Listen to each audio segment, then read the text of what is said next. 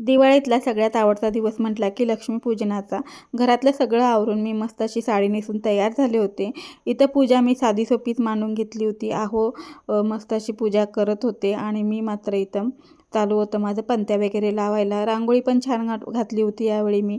बराच वेळ गेला होता रांगोळीला, 2 तास गेले होते माझे पूर्ण. घरात सगळीकडे पंत्या लावल्या होत्या, बाहेर सगळीकडे पंत्या लावल्या होत्या.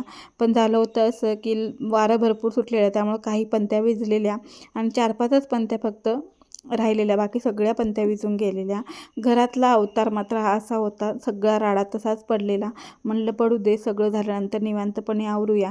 आज जेवणामध्ये पुरणपोळी, कटाची आमटी, कोथिंबिरीची वडी, भात, पापड असं बरंच काय काय बनवलं होतं.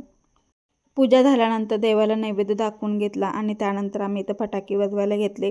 फटाक्यांमध्ये फक्त पाऊस आणि भुईचक्रच फक्त लावलं होतं, कारण फटाके आम्हाला जास्त म्हणजे आवडत नाहीत वाजवायला. त्यानंतर सुरसुरबाजा घेतला, तोही खूप दिवसानंतर मी असा हातात फिरवला आणि आहोंना सांगितलं होतं व्हिडिओ शूट करायला. कधीतरी ते करतात, नाही तर इतर वेळी माझं मलाच करावं लागतं.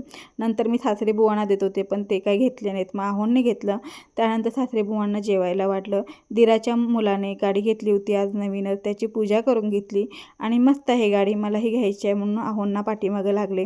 त्यानंतर गप्पा मारत मारत असा आम्ही आजचा दिवस संपवला.